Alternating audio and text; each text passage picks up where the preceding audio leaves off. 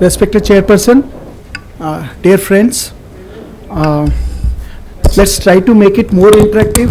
I know this is post-lunch session. Everybody is in the drowsy state. So I thought, without going for the topic in detail, let me speak something what I understood in these 13-14 years of my career in vascular surgery, and what is in vascular emergency. I thought there is no such individual topic that I can tell it is a vascular emergency. Each one, we deal generally with artery or vein. Now I thought what is a vascular emergency, then I concluded with the two headings, only two headings. Either it is bleeding or it is clotting. Now if it is bleeding, it is an emergency. If it is clotting, it is an emergency. If it was clotted all the way before, then what is the emergency? Not emergency.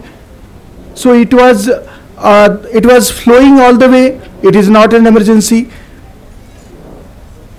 Now a different type of so many different cases what we generally see, these type of trauma cases every day, or we come across in the emergency. But these are emergencies. Any sort of vascular acute change is an emergency, and probably that is where a vascular surgeon is called for. And here are the cases where if you find an aortic occlusion, it is an emergency when it is an acute one. If it is a chronic one, probably, as my boss used to say, aorta is not essential for life. Well, it's correct. So many patients are there with aortoiliac occlusive disease comfortably moving. When it is chronic, it's not an emergency. Acute, yes. If it's a frank rupture, yeah, it is an emergency. When it is a aneurysmal swelling, it ruptures, it is an emergency. Other than that, it's probably not an emergency. Now we find thoracic aortic dissection, the same thing. Only when it presents something like a acutely severe pain in the chest, unrelenting, and it turns out to be a dissenting thoracic aortic aneurysm, that's a prone for potential for rupture, that becomes an emergency. Acute limb ischemia, as we will be discussing in the next few sessions, or else a traumatic vascular injury where it is exsanguinating, then it becomes an emergency. Generally, venous bleedings are not that severe because that can be arrested by simple application of pressure. Probably we have seen so many IVC injuries which are managed so conservatively that doesn't require or else in a general surgical practice we have seen many retroperitoneal hematomas that honestly they don't require any procedure to be done unless you are dealing with a seriously lowering of the BP and unable to maintain with all supports. Iatrogenic injury, yeah, it's a true emergency which has to be attended immediately.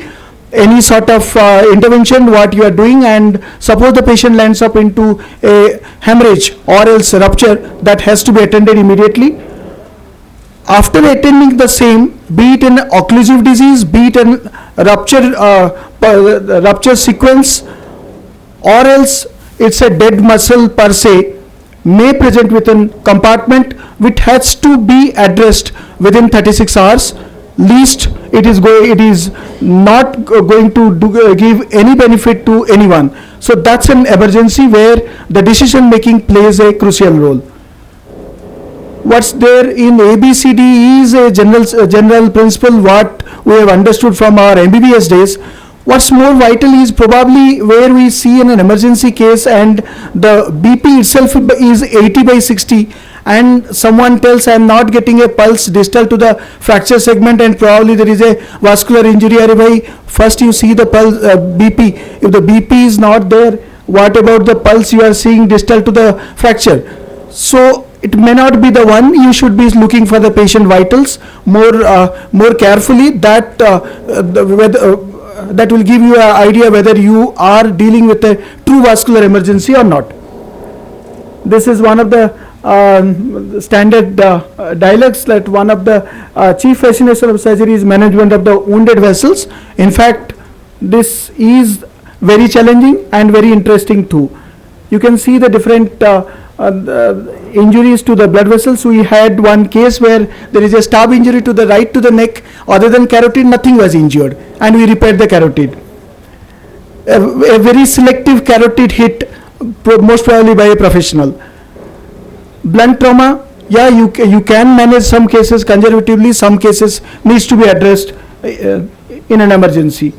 Blast injuries, many cases where we see some sort of mangled extremity coming to the emergency team, where generally we go with MES score, and when the MES score is more than 7, then probably it is irreparable. Yeah, sorry. Now these type of traumatic long bone injuries in an emergency, when we find whether it is due to the fracture segment itself or else due to the antecedent cause that we don't know, in that the impact of the injury per se, like head-on collision, or there is a the amount of injury to the vessel because of the cut through, or else it is because of the contusion, because of the pulling of the segment, and then the vessel getting injured, has to be clearly determined. And for that reason we go for an angiogram to identify which is the segment which is damaged, and thereafter we go for a planning. Sometimes inadvertently we find that some orthopedic surgeon has fixed the bone without noting that there is a associated blood vessel injury, and they come to emergency with non-palpable pulse, and more so having a tense compartment which is non-viable per se. So in some cases we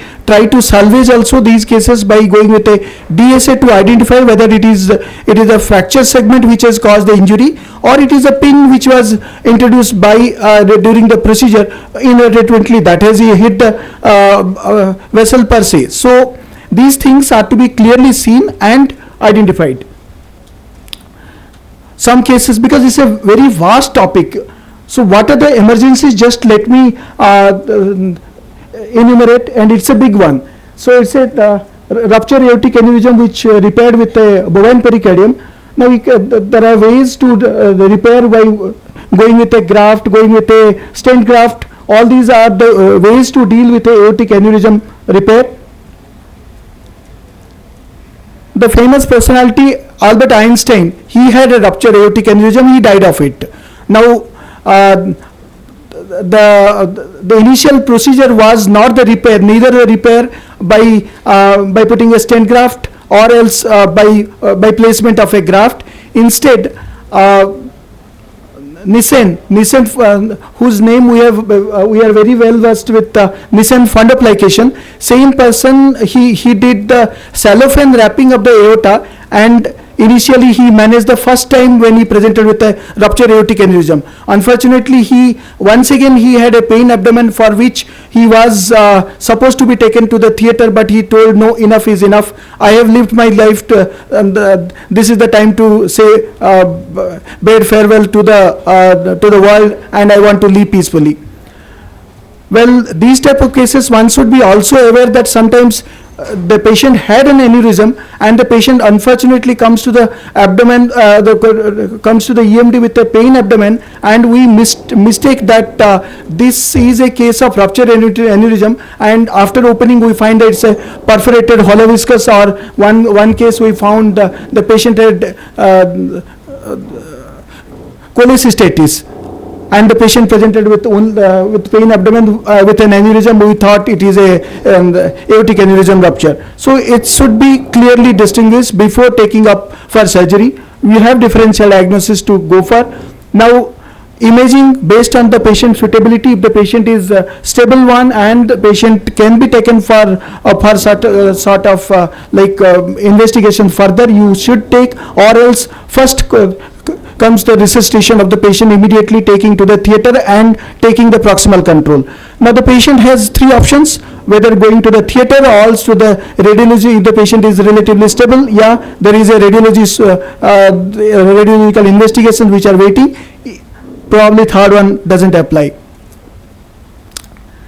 Now the patient has to be taken in an emergency to be to the theater, directly taking the with permissive hypotension and taking the proximal control right at the descending thoracic aorta, or else if the surgeon is well versed, taking a supraciliar control by taking the directly the midline approach and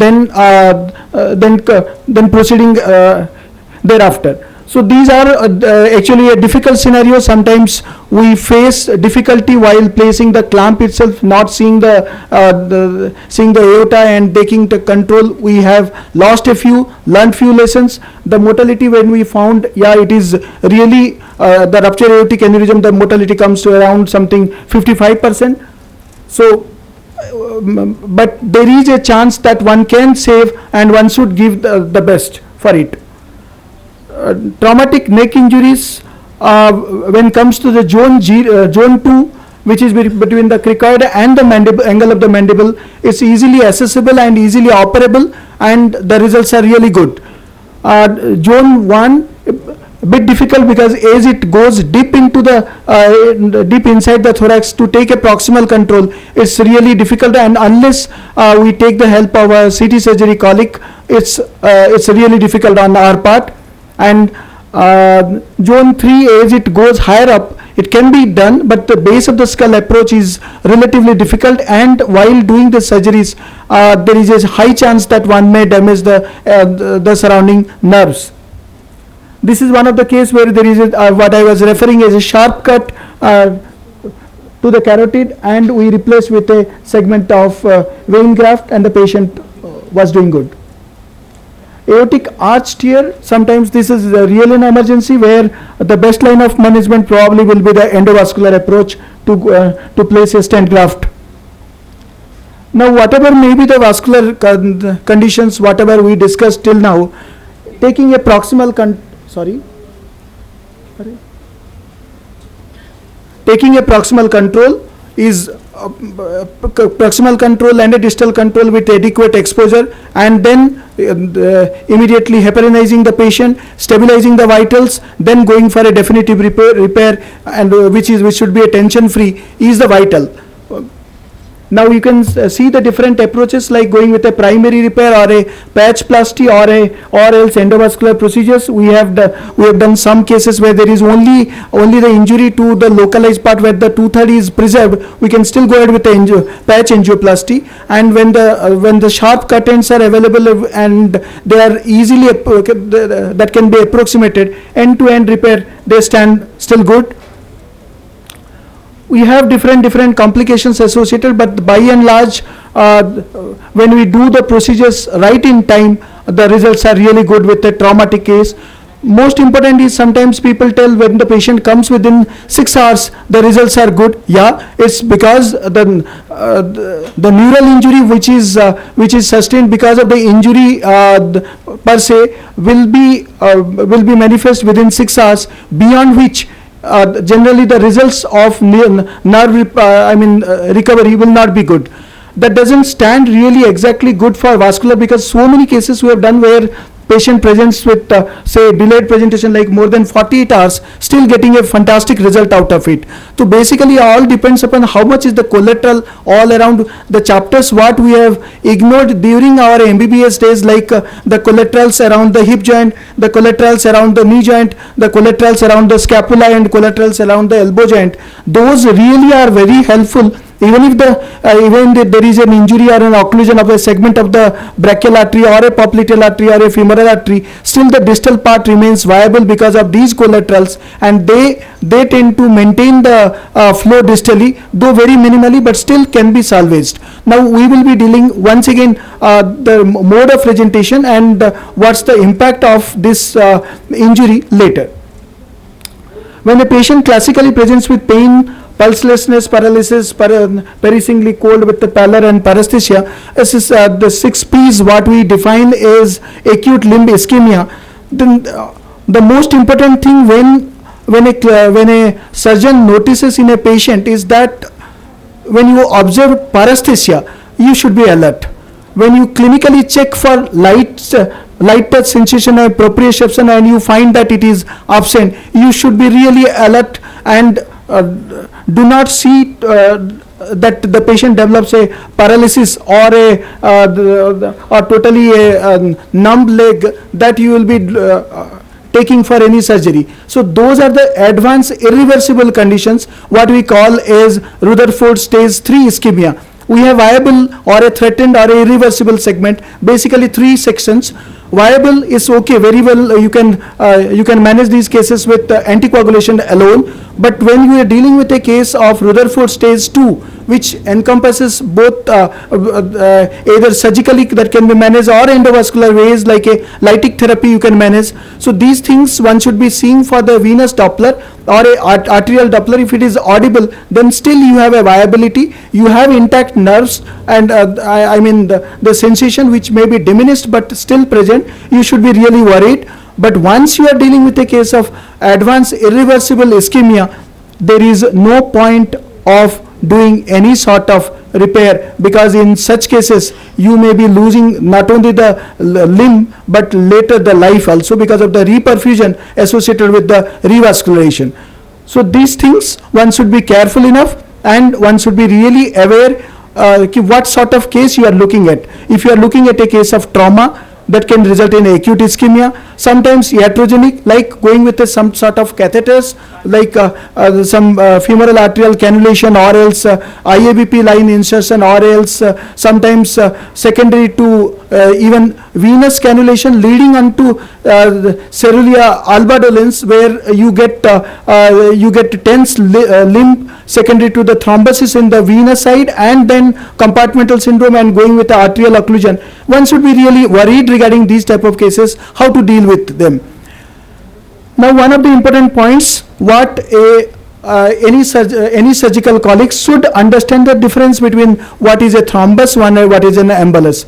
Telling this thrombectomy, what we have done is actually a misnomer. There is nothing called outcomes of a thrombectomy with going with a Fogarty catheterization alone. We many times utter the word thrombectomy, but we mean that we are doing a embolectomy. The embolus is what is, it can come from either cardio-arterial embolization or an arterio-arterial embolization. When it comes from the heart, it's a cardiac embolization because of the varieties causes like congenital heart diseases with atrial fibrillation or left heart clot, which is getting migrated to the distal parts, or else it is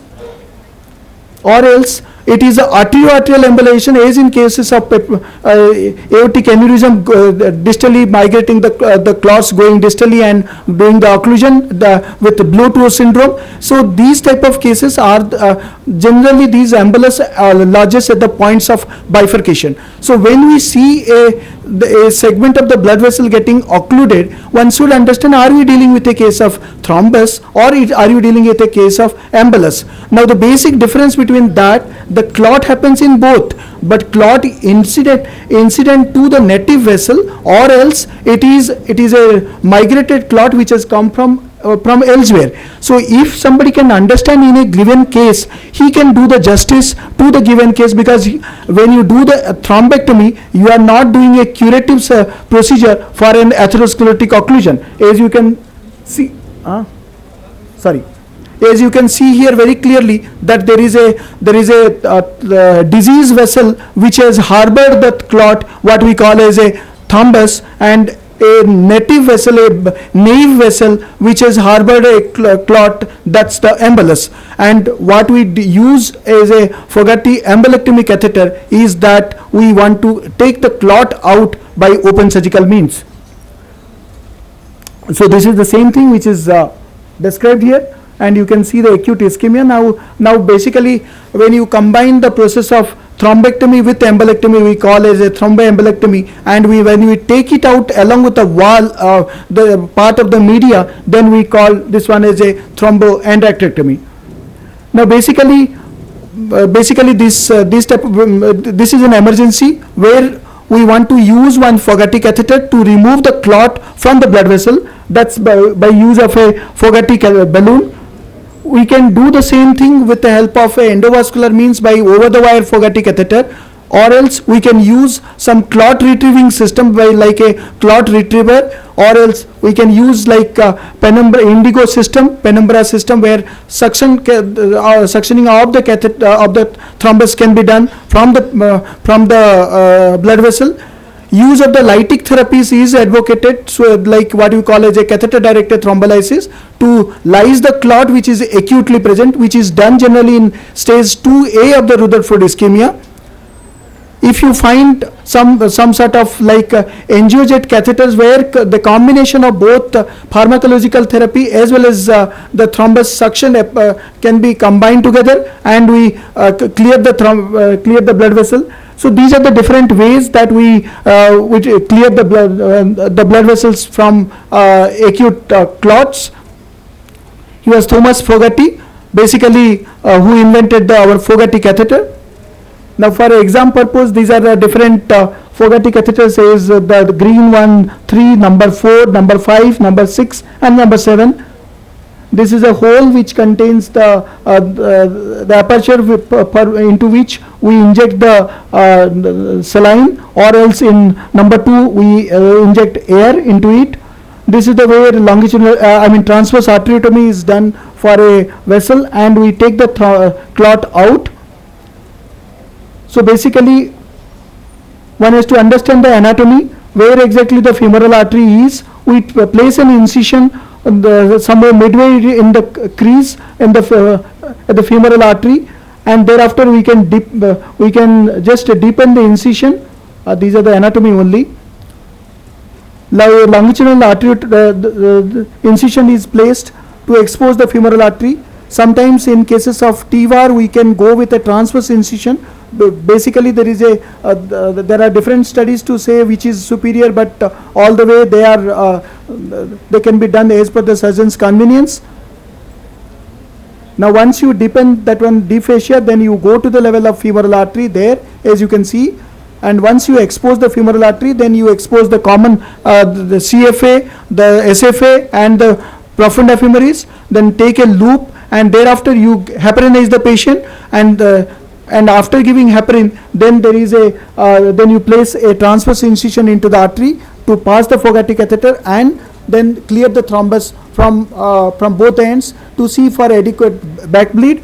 Till the time you are satisfied with the back bleed, you pass the Fogarty, and then thereafter you close the incision.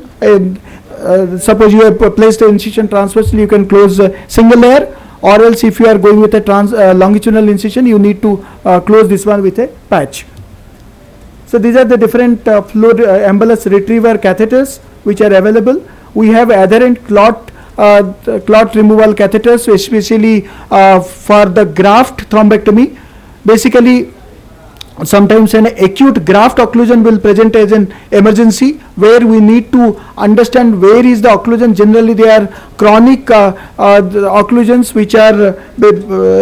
which manifest as acute on chronic arterial occlusion. There in that case the neointima, which is the culprit, has to be dealt with. Either you can replace that one with another fresh piece of graft, or else you can do thromboandroidectomy. So this is something like a indigo system where the clot is being aspirated. Venous thrombectomy is a very rare entity where we get we do these cases only in the cases with venous gangrene, especially when the impending limb. In those conditions, generally the patients will be having some sort of hypercoagulability in the form of a malignancy, which needs to be addressed secondary to the venous thrombectomy. Open surgical procedures, sometimes when the patient presents with acute ischemia, in fact the patient had thrombotic occlusion before that, so there is always a possibility for going with a bypass in an emergency setting too. So we have different type of embolisms like a cholesterol embolization, fat embolization, septic embolization, and foreign body embolization, amniotic fluid embolization. Basically, whenever we deal with sort of acute limb ischemia,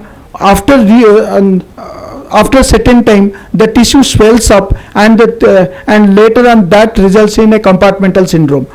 The same thing happens also following the reperfusion, what we call as ischemic reperfusion. In IR, that's very important, is that the microvascular permeability increases, and the tissue, the intracompartmental pressure, that really goes up.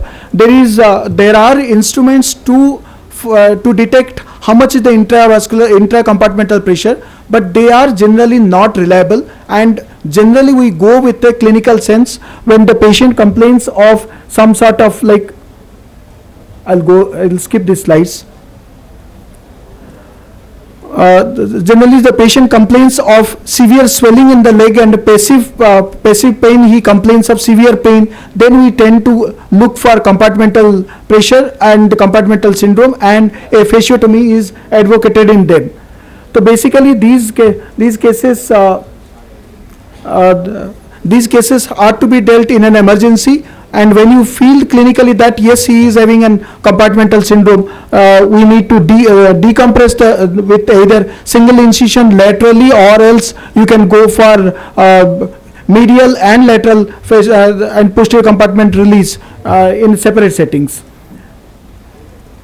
So overall, these are the different type of vascular surgical emergencies that we come across, and we deal according to the clinical situation what we face. Thank you.